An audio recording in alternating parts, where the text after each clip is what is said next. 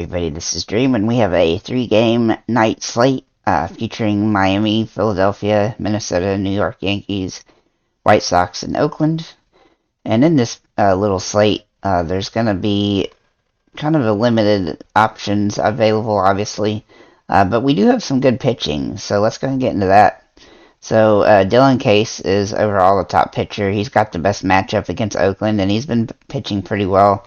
He's had a couple off games, but for the most part, he's been scoring pretty high, and he definitely has 40-point upside in this particular matchup.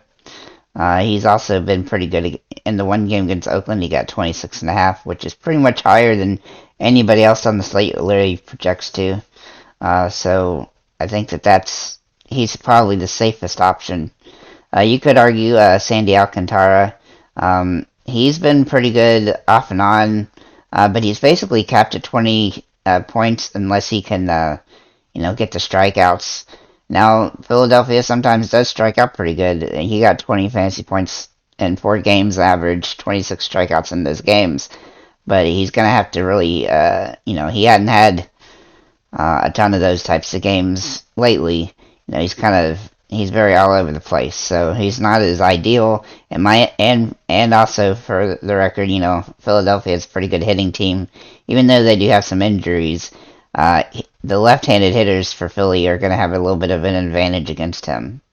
The next guy I'm going to talk about is Nestor Cortez. Now he's coming back from injury, but he is a good pitcher, and he's a little bit capped on his upside. Just because of the strikeout situation and stuff like that against the Minnesota Twins. And the lefties for the Twins are going to have a little bit of a plus matchup. But he's not in the worst position. However, he has one game against Minnesota, and he did not do well at all. Only had 3 strikeouts. So we do have to be aware of that. And he may not go very deep in the game because he might be capped on the pitches for the game. So he's somebody somebody you got to take a look at maybe, but I don't really recommend him just because of the cap and the strikeout limits and stuff. And then finally, Sonny Gray for the Twins against the Yankees. If you think that the Yankees are going to continue to just absolutely be trash, you could potentially throw him in here as a cheap option. It's still kind of hit or miss because he's not a particularly great pitcher, but he can flash some good games, but you can't expect him to be able to get around Aaron Judge and stuff the way that guy's playing. But he's somebody you could potentially consider. He doesn't have very high upside. He doesn't really get a ton of strikeouts, but you could take a look at him if you wanted to, just try to do something different to try to win in that way. As for the other pitchers, Kyle Gibson and JP Sears are both not very good, and they should not have very good games. Kyle Gibson is going against Miami, which does help him a little bit because Miami is literally one of the worst teams right now when it comes to hitting. But the left-handed hitters from Miami should have a plus situation. So with that said, let's get into the catchers. So I've got really 2 catchers and then a third that's potentially viable. And it really just depends on who starts at the end. So the Chicago White Sox, Grandal. Obviously he's kind of boom or bust, but everybody at catcher today is going to be boom or bust. I'll say this, that if Selby Zavalda pitches, then I'd probably use him, catches. If he starts, I'll probably use him over Grandal, but either catcher from the Chicago White Sox is potentially in play. And then another guy you could consider is Gary Sanchez from Minnesota. He hasn't been hitting the ball quite as well, but he is a home run threat occasionally, so he's somebody to take a look at.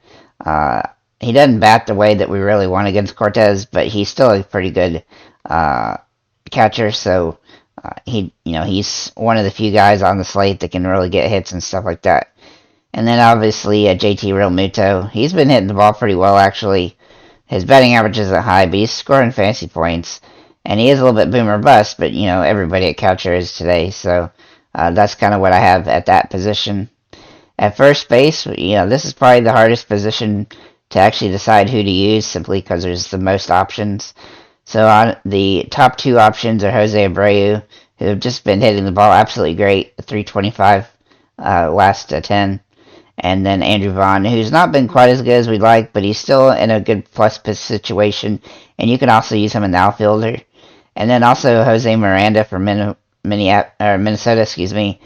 He's actually gonna be in an advantage from the perspective of the batting, which way he bats in this particular matchup against Cortez. So I definitely think he's somebody to consider.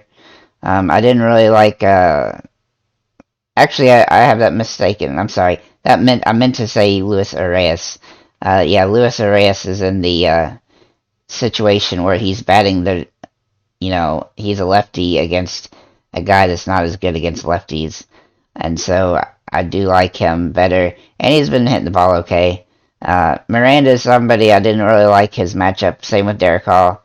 They just didn't have the good matchups. You could argue Seth Brown simply because he's been hitting the ball really well lately. But it's just a really bad matchup for him. And so he's somebody I'm mostly avoiding Oakland simply because Case is a high strikeout. He's potential for high strikeouts, and Oakland's not very good. At second base, my top pick is probably John Berti for Miami. Obviously, it's not the most ideal situation, but he does bat the right way to make this an advantage for himself. And so I think he's in a pretty good position. Plus, he's been batting pretty well lately. But kind of two guys I think are a little bit better than him are Romy Gonzalez. If he plays for Chicago, he's in a good position. He's been batting pretty well, and his price is super cheap. And then also Gabby Torres or Gleyber Torres, sorry, I don't know why I said Gabby. He's been averaging a 6.1. Obviously, the Yankees have been trash, but they do have the advantage today against the pitching. And he's had a couple of good games in a row, so he should be able to continue that. If he does start, he's somebody to consider. At third base, I have John Berti again, who I already talked about. And then I have Gio Urshela. Now, he didn't bat the right way, but we still think he's in a good position against the Yankees. He's been pretty good against the Yankees as well. He's not going to, smash, 20 points or something, but he can get you some points, and he's pretty inexpensive. But then the other guy that I have is Joey Wendell for Miami. I think he's actually in a better position, and you can also use him at third base or shortstop, so he has that advantage. And he's been batting okay, and he can, he's not really in a 20 fantasy point, situation, but he can definitely score you some points. If he plays, then Yoan Moncada is somebody to consider, but from what I can tell, I don't think he's probably going to play, but if he does, he's somebody you could consider. At the shortstop position, my favorite pick, and I'm probably going to lock this guy in pretty early, is Elvis Andrus. He's been hitting the ball really well lately, 333 last 10 games. I just really like him at this position, the way he's been playing. And then the other guys we could consider are going to be, I meant to put back to shortstop, are Isaiah Kinner Falafa. Now, I don't typically like this guy, but he's been batting pretty well, and we just have very limited options, so if you want to, alternate from Elvis Andrus, this is a guy you could definitely do that, and they're almost exactly the same price. Jerry Wendell is also in play here, and then so is Bryson Scott if you think he can get to Alcantara. He's batting the right way to be an advantage for himself, but he is extremely boom or bust, and so you do have to be aware of that. For outfielders, we have basically three guys from Chicago, two guys from Philly, and then one guy from the Yankees. And for the Yankees, it should be pretty obvious who that guy is. I think you're probably going to be able to find a way to stack him in the lineup just because there's going to be a lot of value available on the slate. So hopefully you can mix him in there. If not, though, you have plenty of decent, cheaper options available. We have Andrew Vaughn, who I already mentioned. We have Eloy Jimenez. Now, he's a little bit of a boomer bust option because he's been having some games where he scores 20 plus, but then he has a lot of zeros mixed in around it. And then another guy I really like is AJ Pollock. He's been playing really well lately, and he's been hitting home runs and stuff, and he's having actually, solid games. So I think that he's somebody you have to consider. And then also for for Philadelphia, you could consider Harper or Schwarber. I like Schwarber a little bit better just because he's been hitting better lately than Harper has. But you could consider either one of those guys. And then, of course, I looked at the Oakland pick batters, but it's really hard to like anybody other than at all other uh, than Seth Brown, and I just can't recommend him. But if Gavin Sheets does play, he's somebody to consider. He's just kind of a home run threat lately, so he's been hitting pretty well too.